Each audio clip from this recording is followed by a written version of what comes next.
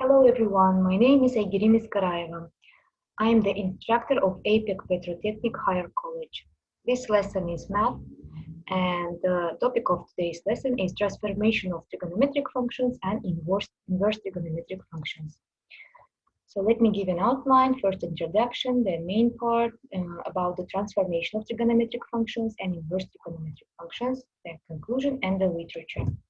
So the lesson objective is, by the end of the lesson, students will be able to identify inverse trigonometric functions, determine the values of arcsine, arccosine, arctangent, and arcotangent, calculate the values of expressions containing inverse trigonometric functions, and perform transformations of expressions containing trigonometric functions. So let's start. Let's talk about the transformation of graphs first. Let's make a review about the topics that we passed before. So recall the basic effects that determine changes in the function can have on a graph.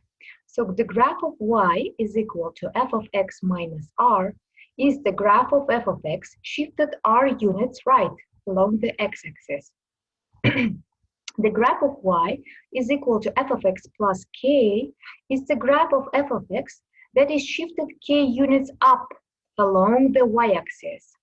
The graph of y is equal to minus f of x is the reflection of the graph of f of x with respect to the x-axis.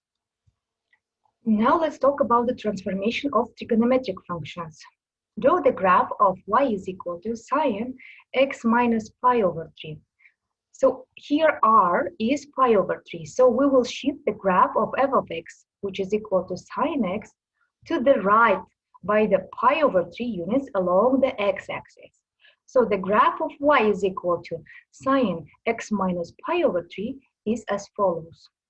Please look, the red graph, which is y is equal to sine x, is shifted right pi over 3 units, and the graph of y is equal to sine x minus pi over 3 is the green graph. By using the unit circle, we can form the following table. As you remember, sine 0 degrees is 0, sine 90 degrees is 1, sine 180 degrees is 0, and sine 270 degrees is minus 1, as you remember. Now draw the graph of y is equal to 3 times cosine 2x plus 1. So let us draw the graph of y is equal to 3 times cosine 2x first, then we will shift the graph 1 unit on to the left. The period of y is equal to cosine 2x is, as you remember, t is equal to 2 pi divided by a. So here it's 2, so 2 pi over 2 will give you just pi. So the period that we need is just pi. Okay, so please look from the y-axis, the period that is necessary is just pi. Okay, we will draw the graph in from 0 till pi in this region. Now use the special angles between this in this period, which is 0, pi over 4, pi over 2, 3 pi over 4, and pi to make the table. So you will make a table first. You will find the values. So for example, cosine 2x is, put instead of x0 is 1, and then so forth. So you find the values. As you see, the function should be decreasing in the period from 0 till pi over 4, and it should be also decreasing from pi over 4 till pi over 2. And so as you see, normal our red graph, so it's decreasing from 0 till pi over 4, and then decreasing from pi over 4 till pi, and starting till 2 pi, till pi over 2, and starting from pi over 2, it's increasing till 3 pi over 4, and then it's increasing again from 3 pi over 4 till pi.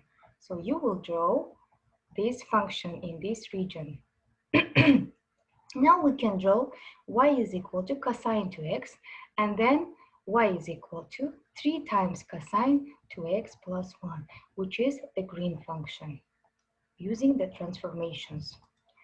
Now let's see another example. Draw the graph of y is equal to 2 times sine 3x plus 4. So begin the graph with y is equal to 2 sine 3x. The period of y is equal to 2 times sine 3x is t divided by 2 pi over 3, because this is odd function, as you remember. So we will draw the graph in the period from 0 till 2 pi over 3. So from 0 till 2 pi over 3, as you see. Use the graph angles in between, which is pi over 6, pi over 3, pi over 2, and 2 pi over 3. To draw the table and then find where the function is increasing and where it is decreasing and so forth. Finally, draw the graph. So as you see, from when it is 0, the graph has a value of 4. When it's pi over 6, it is 6. So it starts increasing from here and then decreases, and then again increases. So this is our graph, and we can draw the graph, copy it many times as we want. The tangent graph, you already know about it, so I will not explain it. Now, here you have some questions to solve by yourself. Now, let's start the inverse trigonometric functions. Recall that the function s goes to t is a one-to-one function if for every x1 is not equal to x2, that f of x1 is not equal to f of x2. Also, f is an onto function if every element in T is an image of an element in S. So if a function is both one-to-one and onto, then it has an inverse. So for the function to have an inverse function, it has to be one-to-one and onto. It is easy to show that trigonometric functions are not one-to-one since they repeat themselves.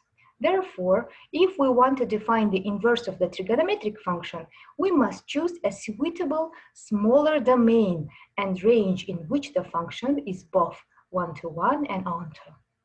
We use the prefix arc to name the inverse of the trigonometric function. For example, arc sine x is the inverse of sine x. Arc cosine x is an inverse of cosine x, and so forth. So remember, if a function from domain to the range is a one-to-one and onto function, then f inverse will be from range to domain is its inverse. Note, some books use sine to the power of minus 1x or cosine to the power of minus 1x, or arc sine x, or arc a cosine x, a sine x, a tangent x, to show the inverse of trigonometric functions. Some books also use arc sine x to mean the inverse function of sine x. And arc sine x mean the inverse relation of sine x. We know that a relation does not need to be one-to-one to have inverse, but a function must be one-to-one and onto to have its inverse. In this book, we will use the arc sine x, arc cosine x, arc tangent x to mean the inverse of the trigonometric functions. Please be careful. Sine to the power of minus 1x is not equal to 1 over sine x, and cosine to the power of minus 1x, which is inverse of the cosine function, is not equal to 1 over cosine x. So whenever you see the power to sine to the power of minus 1, it means it's the inverse of the sine function, and inverse of the cosine function, and inverse of the tangent, cotangent, any function, any trigonometric function. Now let's see the arc sine x first. If we have a function from minus pi over 2 till pi over 2, the domain, and the range is from minus 1 till 1, then f of x will be equal to the sine x is both one-to-one and onto. So we can define its inverse on this interval. The inverse of the f of x is equal to sine x on this interval is f to the power of minus 1x, which is equal to the arc sine x, or inverse function of x is equal to arc sine x. With inverse from domain will be here from minus 1 till 1, and the range will be from minus pi over 2 till pi over 2. So x is equal to arc sine y, which is the same as y is equal to sine x. X is elemental from minus pi over 2 till pi over 2. Now let's see the graph of the arc sine x. For arc sin x, the domain is from -1 till 1, and the range is from minus pi over 2 till pi over 2, we can find the following values. So when x is -1, arc sine x is minus pi over 2. When x is minus square root 2 over 2, the arc sine of minus square root 2 over 2 will be minus pi over 4. Arc sine 0 is 0. Arc sine square root 2 divided by 2 is pi over 4, and arc sine 1 will be pi over 2. As you see, the function is increasing from each term. So since it is increasing always, you can draw the following function, the red one, for the arc sine x. The purple function is y is equal to x. The green function is equal to y is equal to sine x. So normal function is a green one, but inverse of it is the red function. Okay, so you will draw, so when x is -1 here, the value is minus pi over 2. When x is square root 2 divided by 2, y is minus pi over 4, and so forth. So remember, the graph of an inverse function is the reflection of the graph of the function f of x with respect to the line y is equal to x. As you remember, this green function is normal function of the sine x, and if you draw the y is equal to x and reflect it over this function, you will get the inverse of the function, as you remember from the previous lessons. Now find the value of arc sine 1 over 2. By the definition of inverse trigonometric functions, we have x is equal to arc sine 1 over 2. And we can write this 1 over 2 is equal to sine x. So we know that sine 30 is equal to 30 degrees is equal to sine 150 degrees is equal to sine 390 degrees coterminal angles, which is equal to 1 over 2. But arc sine is only defined in the interval from minus pi over 2 till pi over 2. So we will take x is equal to 30, which is equal to pi over 6. Now, find arc sine minus square root 3 over 2. So arc sine function is defined in the interval from minus pi over 2 till pi over 2 always. So x is equal to arc sine minus square root 3 over 2 will be equal to minus square root 3 over 2 is equal to sine x, and x is equal to minus 60 degrees in this interval, which is equal to minus pi over 3. Now find sine arc sine square root 2 over 2. So sine times arc sine square root 2 over 2 is equal to, because they are inverses of each other, would be just equal to square root 2 over 2. And by the property of the inverse function, since the function multiplied by its inverse, so the inverse function times function will be equal to x. By the property of the inverse functions, function of the inverse function would be itself, and the inverse of the function itself would be equal to x. Now let's talk about the arc cosine function. If a function is from, domain is from 0 till pi, and the range is from -1 till 1 till positive 1, then f of x is equal to cosine x is both 1 to 1 and onto. So we can define its inverse. The inverse of the function f of x is equal to cosine x on this interval is the inverse of the function, which is arc cosine x. And the domain of the inverse function will be from -1 till 1, and the period of the range will be from 0 till pi. So x is equal to arc cosine y would be equal to y is equal to cosine x, and x is element of from 0 till pi, sorry. So let's see the graph of the function arc cosine x. You will draw, so arc cosine x is from -1 till 1, the main, and the range is from 0 till pi. We can find the following values. So when arc cosine -1 is pi, arc cosine minus square root 2 over 2 is 3 pi over 4, decreasing, and arc cosine 0 is pi over 2, again decreasing. Arc cosine square root 2 over 2 is pi over 4, again decreasing, and arc cosine 1 is 0, the function is again decreasing. So this is what we get. The function is decreasing always. As you see, it's one-to-one and on-to. Now notice the graph is a reflection of y is equal to cosine x, the green one, in the line y is equal to x. So this is our line. Over this line, the green function is reflected to its inverse. Now find arc cosine 1 over 2. By the definition of inverse trigonometric functions, we have x is equal to arc cosine 1 over 2. And 1 over 2 would be equal to cosine x in the element, x is element from 0 till pi. So 1 over 2 is equal to cosine x, means x is equal to 60 degrees, since we are searching from 0 till pi in the first and the second quadrant. So x is equal to 60 degrees, which is pi over 3. So arc cosine 1 over 2 is equal to the pi over 3. Now let's see, find arc cosine square root 3 over 2 plus arc cosine square root 2 over 2. Let's evaluate each term separately first. So a is equal to arc cosine square root 3 over 2, which means cosine a would be equal to square root 3 over 2. So a would be equal to 30 degrees, because cosine 30 degrees is square root 3 over 2. So this is pi over 6. B is equal to arc cosine square root 2 over 2, which means cosine B is equal to square root 2 over 2.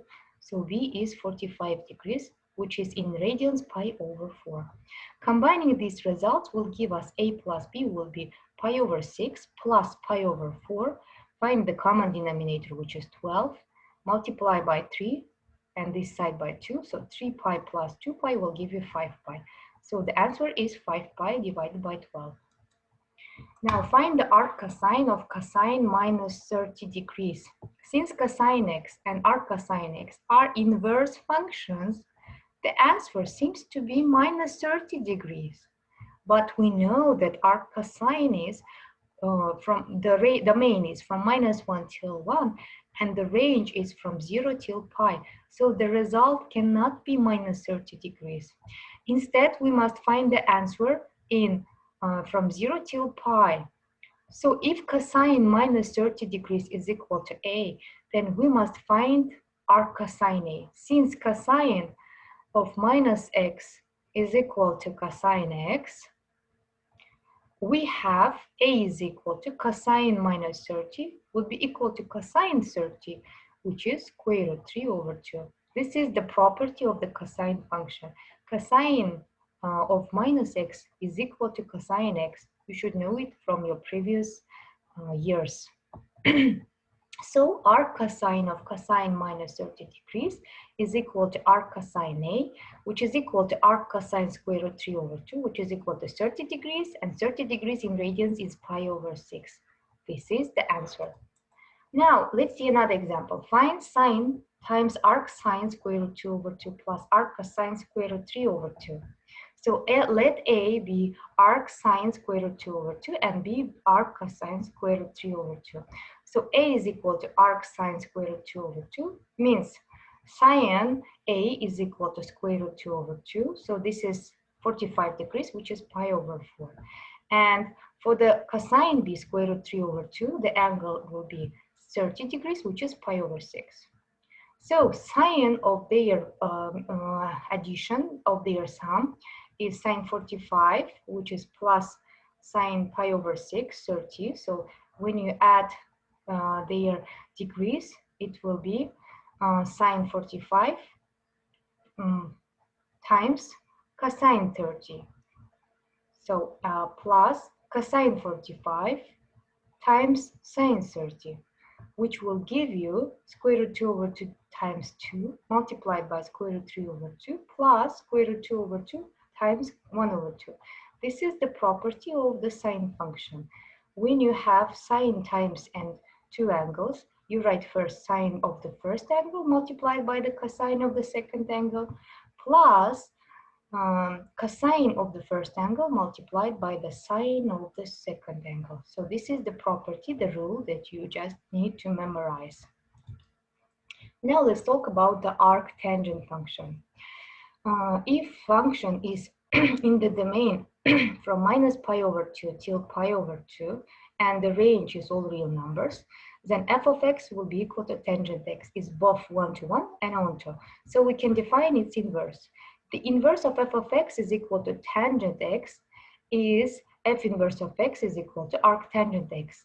And the domain will be all real numbers, and the range is from minus pi over 2 till pi over 2. So x will be arctangent y is equal to, as y is equal to tangent x, and x is elemental from minus pi over 2 till pi over 2. So let's graph the arctangent function. So the main is from minus pi over 2 till pi over 2, and the range is all real numbers. So you will write from minus pi over 2 till pi over 2, the angles between, and find the direction of the function. As you see, it's decreasing, decreasing, decreasing. So normal function of y is equal to tangent x is the green one. You will draw the y is equal to x, you can draw and find the inverse function, the red, which is arctangent x, or you can draw it from the given table that you draw. So you find the values and plot them and find and draw the graph. Now let's see an example. Find arctangent square root 3. So we write if x is equal to arctangent square root 3, then tangent x would be equal to square root 3. So you know that x is equal to 60 degrees, which is pi over 3. And find arctangent 1 plus 2 times arctangent square root 3 over 3 minus arctangent minus square root 3. So first, if arctangent 1 is equal to a, then a is equal to 1. So we know a is equal to 45 because arctangent 45 is 1. So it's pi over 4. Now arctangent square root 3 over 3, then it's equal to b. Then you find the b is equal to square root 3 over 3, and you will find the angle is 30 because tangent 30 is square root 3 over 3. So the angle, the radian is pi over 6. Now arctangent of minus square root 3 is equal to c. Then tangent c will be equal to minus square root 3, and so c will be equal to minus 60 degrees, which is minus pi over 3. And arctangent 1 plus 2 times arctangent square root 3 over 3 minus arctangent minus square root 3 will be, so pi over 4 plus 2 times pi over 6 minus pi over 3, which will give you 11 pi over 12. Let's see one more example. Find arctangent tangent 5 pi over 4. So by the property inverse functions, our answer seems to be just 5 pi over 4. But remember that arctangent is element in the from minus pi over 2 till pi over 2. So 5 pi over 4 cannot be the answer. However, tangent 5 pi over 4 is equal to 1. And so arctangent 1 is equal to 45 degrees, which is pi over 4. So the answer is pi over 4. Now let's see the arctangent functions. If a function in the domain from 0 till pi goes to the range, which is all real numbers, then f of x is equal to cotangent x is both 1 to 1 and onto. So we can define its inverse. The inverse of the function f of x is equal to cotangent x is f inverse of x, which is arctangent x. And so its domain will be all real numbers and range will be from 0 till pi.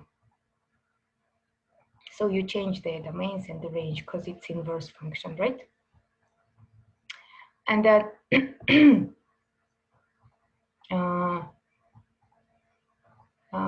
x is equal to arctangent y would be equal to y is equal to cotangent x. X is element from 0 till pi. Now, let's graph the function for arctangent from 0 till pi, which goes to all real numbers. We have the following values. From so arctangent minus infinity is pi, arctangent minus 1 is 3 pi over 4, arctangent 0 is pi over 2, arctangent 1 is pi over 4, and arctangent infinity is 0.